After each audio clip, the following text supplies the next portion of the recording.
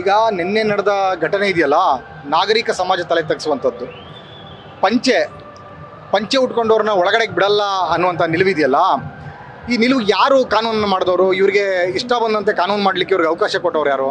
ಹಾಗಾದರೆ ಈ ರಾಜ್ಯದ ಮುಖ್ಯಮಂತ್ರಿ ಪಂಚೆ ಇಟ್ಕೊಂಡು ಓಡಾಡ್ತಾರೆ, ಹಾಗಾಗಿ ಮುಖ್ಯಮಂತ್ರಿನ ಒಳಗಡೆ ಬಿಡೋದಿಲ್ವಾ?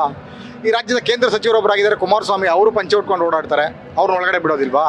ಸೊ ಈ ಥರದ ಬಾಲಿಶತನದ ಒಂದಷ್ಟು ತೀರ್ಮಾನಗಳನ್ನು ಮಾಡ್ಕೊಂಡಿದ್ರೆ ನಿಜಕ್ಕೂ ಬೆಂಗಳೂರು ತಲೆ ತಗ್ಸುವಂಥ ಕೆಲಸ ಮಾಡಬೇಕಾಗಿದೆ. ಇವ್ರು ಮಾಡುವಂಥ ಕೆಲಸಗಳಿಗೆ ಬೆಂಗಳೂರಲ್ಲಿರುವಂಥ ನಾಗರಿಕರು ಕೂಡ ತಲೆ ತಗ್ಸುವಂಥ ಕೆಲಸ ಮಾಡಬೇಕಾಗುತ್ತೆ. ಪಂಚೆ ನಿಜಕ್ಕೂ ಹೇಳಬೇಕಾದ್ರೆ ನಮ್ಮ ಸಂಸ್ಕೃತಿ ಅದು. ಹಾಗಾಗಿ ಸಂಸ್ಕೃತಿ ರಕ್ಷಕರಾಗಿ ನೋಡಬೇಕು. ಯಾರೊಬ್ರು ಪಂಚೆ ಉಟ್ಕೊಂಡು ಬರ್ತಾ ಇದ್ದಾರೆ ಅಂದರೆ ಖುಷಿಯಿಂದ ಅವ್ರನ್ನ ಸ್ವಾಗತ ಮಾಡಬೇಕು. ನಮ್ಮ ಸಂಸ್ಕೃತಿ ರಕ್ಷಕರಪ್ಪ ಇವರು ಅಂತೇಳಿ ವಿಶೇಷವಾಗಿ ಗಮನಿಸಬೇಕೇ ಹೊರತು ಅವ್ರನ್ನ ಹೀಯಾಳಿಸೋದಲ್ಲ. ಅವ್ರೇನು ಟೆರರಿಸ್ಟ್ಗಳಲ್ಲ.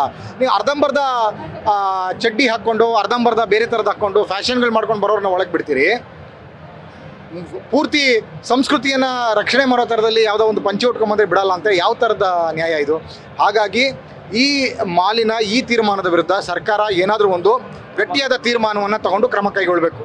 ಇಲ್ಲ ಅಂತಂದರೆ ಎಲ್ಲ ಮಾಲ್ಗಳು ಇದನ್ನೇ ಪುನರಾವರ್ತನೆ ಮಾಡ್ತಾ ಇರ್ತವೆ. ಹಾಗಾಗಿ ಇದ್ರ ಮೇಲೆ ಒಂದು ಆ್ಯಕ್ಷನ್, ಕಠಿಣ ನಿರ್ಧಾರವನ್ನು ತಗೊಂಡಾಗ ಕನಿಷ್ಠ 1 ತಿಂಗಳುಗಳನ್ನು 15 ದಿನಗಳನ್ನು ಮುಚ್ಚುವಂಥ ಪನಿಷ್ಮೆಂಟ್ ಇವರು ಕೊಡಬೇಕು. ಆಗ ನೆಕ್ಸ್ಟು ಬೇರೆ ಮಾಲ್ಗಳು ಯಾರು ಕೂಡ ಈ ರೀತಿ ಮಾಡಲ್ಲ. ಹಾಗಾಗಿ ಆ ಥರ ಮಾಡುತ್ತೆ ಅಂತೇಳಿ ಸರ್ಕಾರ ಆ ಥರ ಮಾಡುತ್ತೆ ಅಂತೇಳಿ ನಾವು ಆಶಿಸ್ತಾ ಇದ್ದೀವಿ. ಭೈರಪ್ಪ ಹರೀಶ್ ಕುಮಾರ್ ಅಂತೇಳಿ ರಾಜ್ಯಾಧ್ಯಕ್ಷರು, ಕರ್ನಾಟಕ ರಣಧೀರ ಪಡೆ. ಇವತ್ತೇನು ಉತ್ತರ ಕರ್ನಾಟಕ, ಕಲ್ಯಾಣ ಕರ್ನಾಟಕ ಜನ ಸಾಕಷ್ಟು ರೈತರಿದ್ದಾರೆ.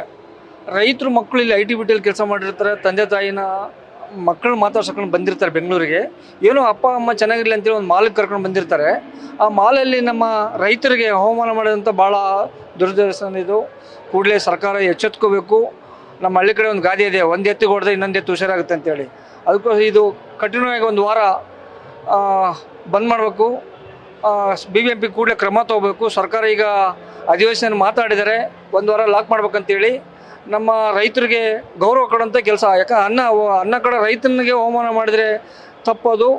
ಈ ಮಾಲಿಂದ ಇನ್ನೂ ಒಂದು ಮಾಲವರು ಬುದ್ಧಿ ಕಲ್ತ್ಕೋಬೇಕು. ಆದಷ್ಟು ಕನ್ನಡಿಗರನ್ನ ಇಲ್ಲಿ ಸೆಕ್ಯೂರಿಟಿಗಳನ್ನ, ಮೇಂಜರ್ಗಳನ್ನ ಎಲ್ಲರೂ ಕನ್ನಡಿಗರನ್ನ ತುಂಬಬೇಕು ಉದ್ಯೋಗಗಳು.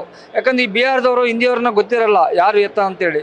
ಬಂದ್ಬಿಟ್ಟು ಏಕೆ ಒಂದು ಮರದಿ ಹೋಗಿದೆ. ಆ ರೈತರಿಗೆ ಕ್ಷಮೆ ಕೇಳಿದ್ದಾರೆ. ನಿನ್ನೆ ಕ್ಷಮೆ ಕೇಳೋದು ಇದು ಮುಖ್ಯ ಅಲ್ಲ, 1 ವಾರ ಕ್ಲೋಸ್ ಮಾಡಬೇಕು ಮಾಲ್ ಅಂತೇಳಿ ನಮ್ಮ ಒತ್ತಾಯ. ನಮ್ಮ ಕರ್ನಾಟಕ ಸೇನೆ ರಾಜ್ಯಾಧ್ಯಕ್ಷರು ಬಸವರಾಜ್ ಪಡಕೋಟೆ. ನಮಸ್ಕಾರ, ಮೀಡಿಯಾ ಬಾಂಧವರಿಗೆಲ್ಲ ನಮಸ್ಕಾರ.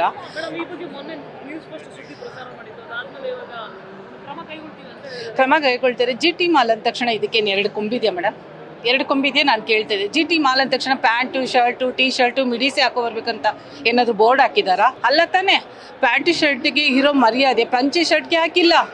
ರೈತರು ಬೆಳೆಯೋ ಅದು ಭತ್ತ ಬೇಕು, ರಾಗಿ ಬೇಕು, ಅವ್ರು ಮಾಡೋ ಕೆಲಸದ ಊಟ ತಿಂತಾರೆ. ಅವ್ರು ಒಳಗಡೆ ಬಂದ ತಕ್ಷಣ ಈ ಥರ ಅವಮಾನ ಮಾಡಿದರೆ ಅವ್ರ ಸ್ವಾಭಿಮಾನಕ್ಕೆ ಧಕ್ಕೆ ಇಲ್ವಾ? ಧಕ್ಕೆ ಮಾಡಿದಾರಲ್ಲ. ಇವಾಗ ನಾವೇನು ಮಾಡ್ಬೇಕು ಅವ್ರ ವಿರುದ್ಧ? ಈ ಮಾಲ್ ಬೇಕಾ ನಮಗೆ? ರೈತರಿಗೆ ಮರ್ಯಾದೆ ಇಲ್ಲ ಅಂದಮೇಲೆ ನಾವು ಯಾಕೆ ಇವ್ರಿಗೆಲ್ಲ ಮರ್ಯಾದೆ ಕೊಡಬೇಕು? ಅವ್ರು ಬೆಳೆಯೋ ಅನ್ನ ಬೇಕು, ರಾಗಿ ಬೇಕು, ತಿನ್ನೋದಕ್ಕೆಲ್ಲ ಊಟ ಕೊಡ್ತಾ ಇರೋ ರೈತರಿಗೆ ನಾವು ಮರ್ಯಾದೆ ಕೊಟ್ಟಿಲ್ಲ ಅಂತ ನಾವೆಂತವ್ರಿ? ಇವ್ರಿಗೆ ಇಷ್ಟೊಂದು ನಾವು ಗೌರವ ಕೊಡ್ತಾ ಇರೋದು.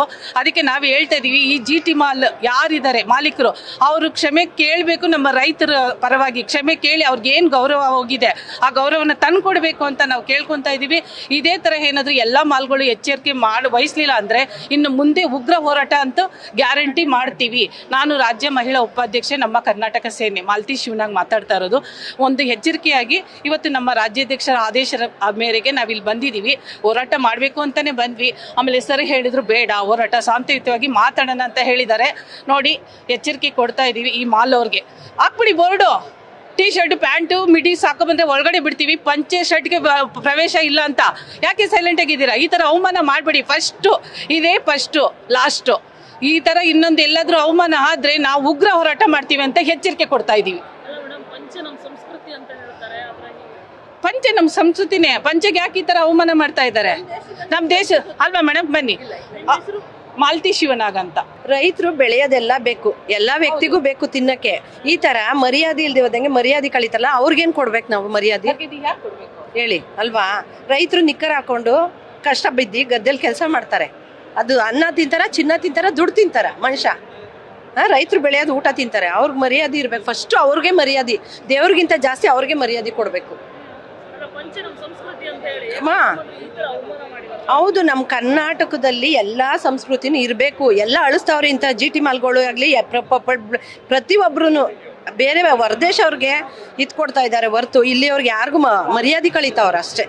ಹೊರದೇಶ ಫಾರಿನ್ ಅವರು ಎಲ್ಲ ತೋರಿಸ್ತಾರೆ, ಎಲ್ಲ ಮಾಡ್ತಾರೆ, ದುಡ್ಡಿರೋರ್ಗೊಂತಾರ, ದುಡ್ಡಿಲ್ದೇವ್ದವ್ರಿಗೊಂತಾರ ಮರ್ಯಾದೆ. ಇವ್ರು ಕೊಡ್ತಾರೆ ಅವ್ರಿಗೆ. ಈಗ ಪಂಚೆ ಹಾಕೋ ಬಂದ್ರಲ್ವಾ, ಅವ್ರಿಗೆ ಇವ್ರು ಬೇರೆ ಕೊಡ್ತಾರೆ ಏನಾದರೂ ಹಾಕೊಳಕ್ಕೆ. ಇಲ್ಲಿ ಅವ್ರ ಹತ್ರ ಅವ್ರ ಯೋಗ್ಯತೆ ತಕ್ಕನಾಗ ಅವ್ರು ಹಾಕೊಂಡು ಬಂದವ್ರೆ. ಯಾರು ಬಂದ್ರೂ ಅವ್ರು ಆಹ್ವಾನ ಮಾಡ್ಕೋಬೋದು, ಪರ್ಚೇಸ್ ಮಾಡ್ಬೋದು. ಆ ರೂಲ್ಸು ಈ ರೂಲ್ಸು ಅಂತ ಮಾಡಿದ್ರೆ ದುಡ್ಡೆಲ್ಲ ಎಲ್ಲರಿಗೂ ಒಂದೇ ತಾನೇ, ದುಡ್ಡು ಎಲ್ಲರಿಗೂ ಒಂದೇ. ದುಡ್ಡು ತೊಗೊಳಲ್ವ ಇವರು, ಫ್ರೀ ಕೊಡ್ತಾರೆ ಅವರು. ಏನು ಮಾಡಬೇಕು, ಎಲ್ಲರೂ ಸೇರಿ ಮುಚ್ಚಿಸ್ಬೇಕು. ಒಂದು ಸ್ವಲ್ಪ ದಿನ ಇವ್ರ ಬುದ್ಧಿ ಕಲಿಯೋವರೆಗೂ ಎಲ್ಲ ಓಡಾಟ ಮಾಡಬೇಕು, ಮುಚ್ಚಬೇಕು ಅಷ್ಟೇ. ನನ್ನ ಹೆಸರು ಗೀತಾ. ಇಲ್ಲೇ ಪಕ್ಕದ ಮನೆ, ಏನು ದೂರ ಇಲ್ಲ, ಇಲ್ಲೇ ಪಕ್ಕದಲ್ಲೇ. ನನ್ನ ಮಗನೂ ಒಂದಿನ ಬಂದಿದ್ದ, ನಿಕ್ಕರ್ ಹಾಕೊಂಡು ಸೇರಿಸಿಲ್ಲ. ನಮಗೂ ಅವಮಾನ ಆಗಿದೆ. ಅದೇ ಸೇರಿಸಿಲ್ಲ ಇವರು ಸೆಕ್ಯೂರಿಟಿಗಳು, ನಿಕ್ಕರ್ ಹಾಕೋ ಬಂದವ್ರಿಗೂ ಬಿಡಲ್ಲ ಅಂತಂದ್ರು. ಅದೇ ನಮ್ಮ ಮಗ ನಿಕ್ಕರ್ ಹಾಕೊಂಡು ಬಂದ್ರು ಸೇರಿಸಿಲ್ಲ, ಅವರು ವಾಪಸ್ ಕಳ್ಸಿದ್ದಾರೆ. ಇವಾಗ ಅವನು ಪ್ಯಾಂಟ್ ಹಾಕೊಂಡು ಬರ್ತಾನೆ. ಎಲ್ರಿಗೂ ಒಂದೇ ಥರ ಇರುತ್ತೆ. ಎಲ್ಲೋ ಹೋಗಿರ್ತೀವಿ, ಅಕಸ್ಮಾತ್ ಬೈ ಚಾನ್ಸು ಬೀಗ ಇರಲ್ಲ, ಬಾಪ ಇಲ್ಲಿ ಇರ್ತೀವಿ ಅಂತೀವಿ, ಬರ್ತಾನೆ ಅಲ್ವಾ.